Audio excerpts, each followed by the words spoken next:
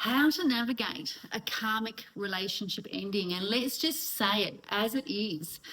They are a car crash and they are heartbreaking, because very rarely do we marry somebody thinking that they're a karmic. We believe that they're our soulmate, and they often started off that way.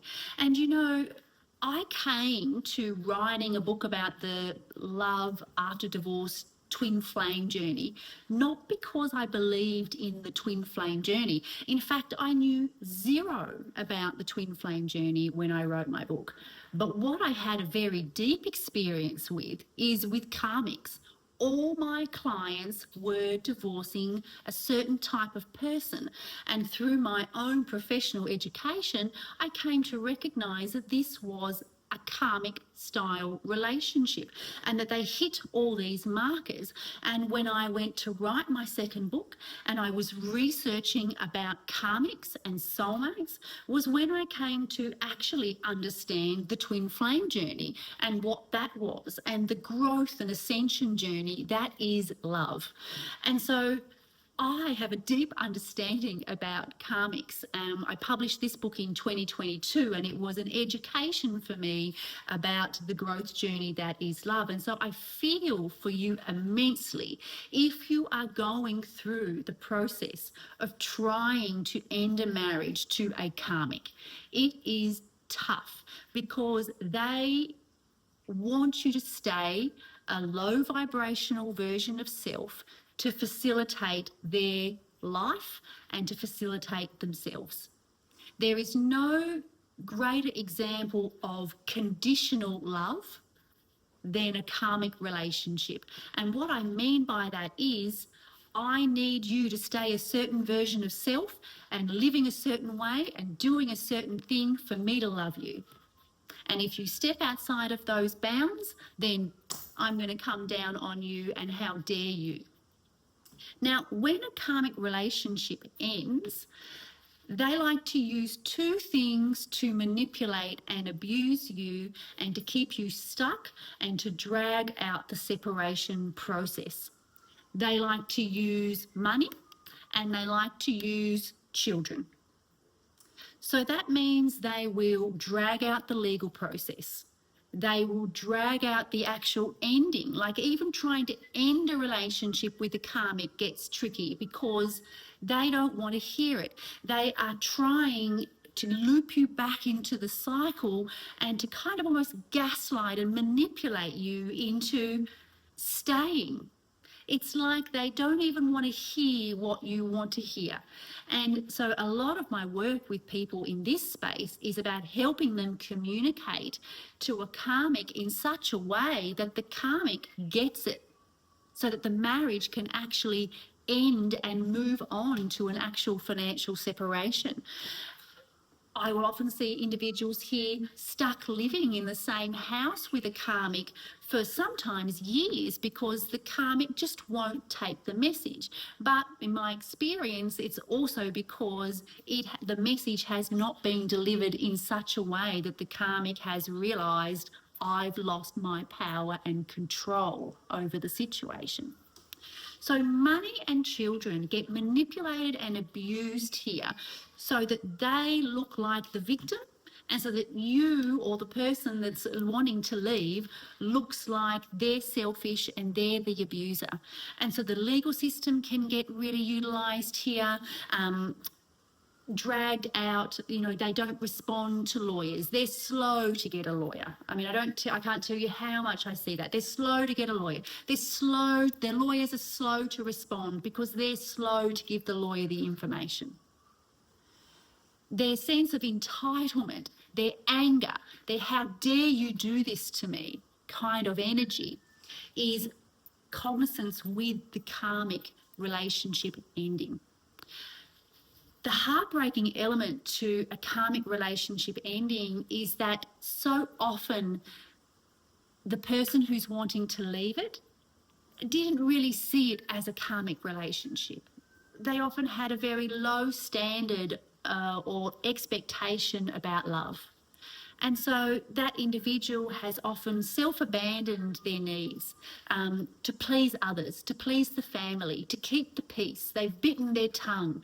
That individual has often hidden many of their behaviours too. So yes, you do see in karmic relationships a lot of things, cheating, affairs, financial abuse, lies.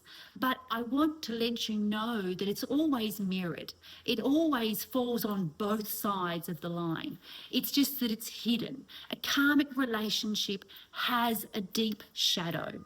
What do I mean by that? What I mean is that there is what it presents to the world as a facade, what this relationship is. Often often a karmic relationship, they are a bit of a pedestal podium couple. They have a lovely house. They do family Christmases and dinners at their place.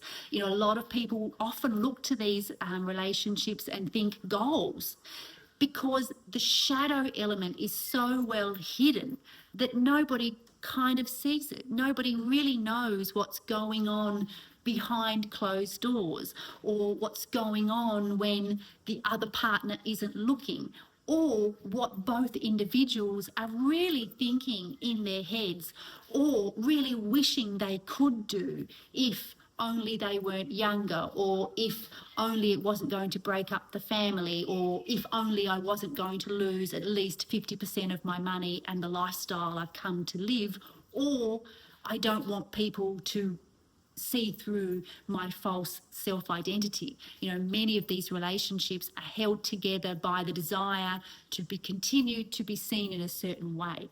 And so when the karmic loses control over their self-identity and what they've held onto so tightly because they identify with it and they want others to identify them with their lifestyle, the money, what they have, whatever it might be for them, they get angry.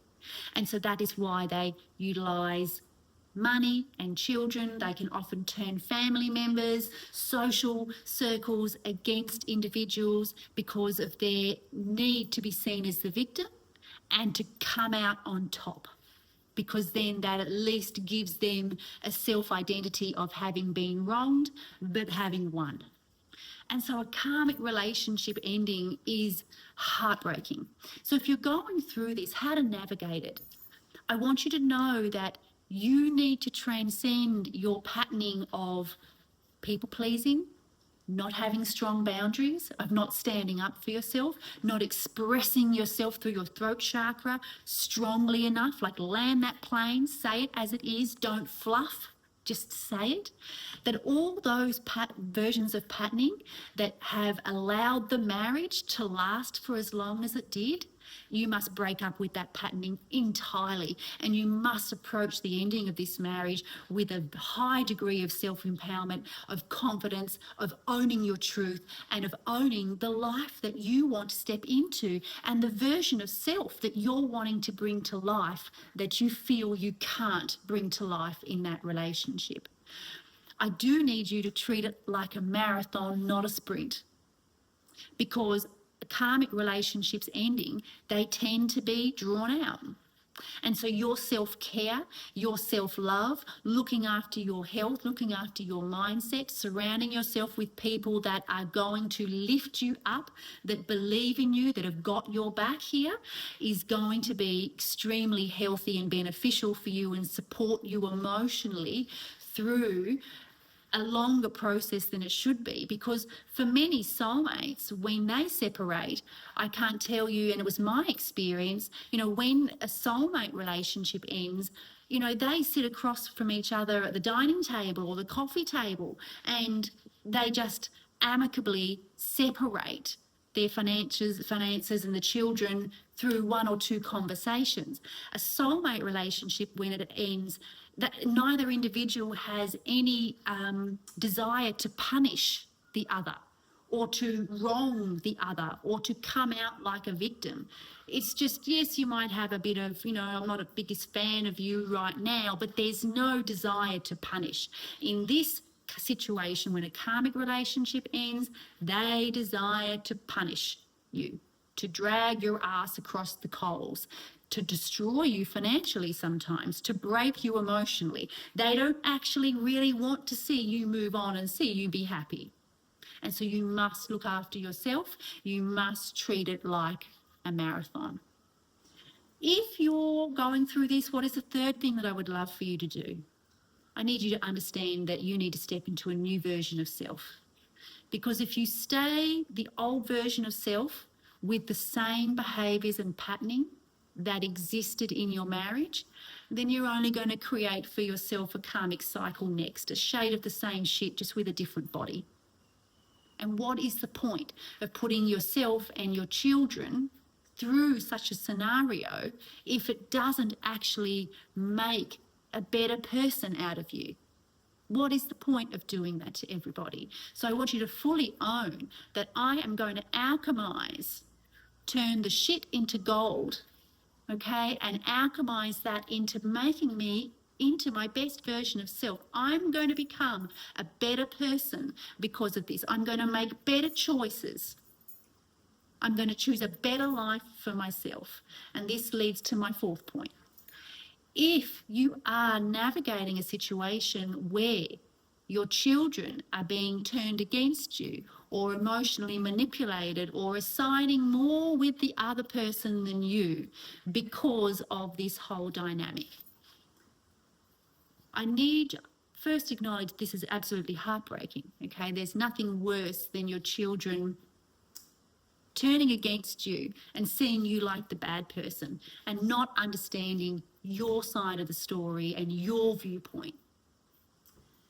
But what I need you to do here is to take the higher ground and to understand that your relationship with your children will improve, but it won't really have a chance to improve until after you've crossed the finish line of everything being done. Financial separation, the child agreement being signed if your children are of that age. Once you reach that point, if you are stepping into your best version of self, you are becoming a better human being. You are acting like a better human being.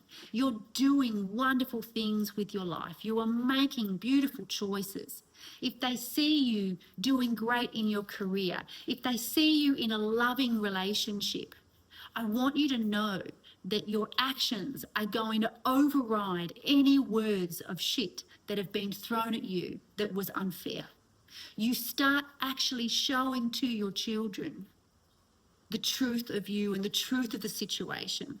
And sometimes this is very, very important to do if you presented a facade to your children of your relationship and marriage being great and something to idealise when actually that wasn't true.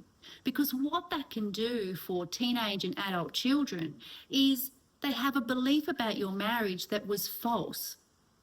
And so they might not actually have wanted the marriage to end because they didn't feel any need for it to end. But actually, if they didn't know what was really going on in your marriage, then it's not really their fault. But one thing I know to be powerful because I've experienced it in my own journey and I've seen it in my clients' journey, is that when your teenage and adult children start witnessing a better version of you, a more evolved version of you, when they start seeing you in a loving relationship and behaving in a different way than they ever saw you behaving with their other parent, all of a sudden, the truth of the situation becomes evident. They can see it with their eyes that mum is happier than ever, that dad is happier than ever. Oh, wow, I've never seen my mum like that with a partner before. Wow, I've never seen dad hold somebody's hand before. I don't even know who he is. All of a sudden it becomes very clear that, okay, maybe my parents' marriage wasn't love like I thought it was.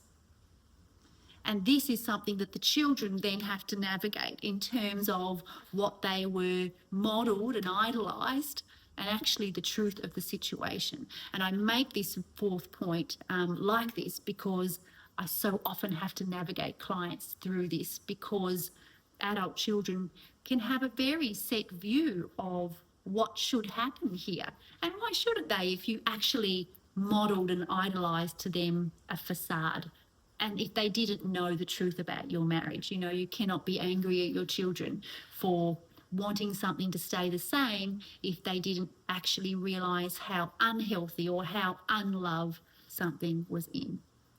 If you are navigating or trying to end a karmic relationship or navigating the end of a karmic relationship, I always say the same thing to my clients. The sooner you come to me, the better, because these situations are going to require a different version of you than ever existed in the marriage. And the sooner we bring that more empowered version of you to the front, the quicker this scenario gets ended and gets alchemized, and you can step into this best version of self, into your new version of life.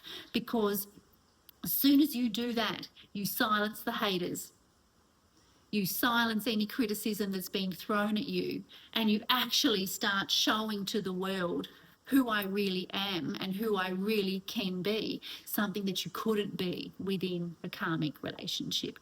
All my links for how I would best support you if you're going through a karmic relationship, it's ending or its desire to end, you will find them in the links below this video. All the best.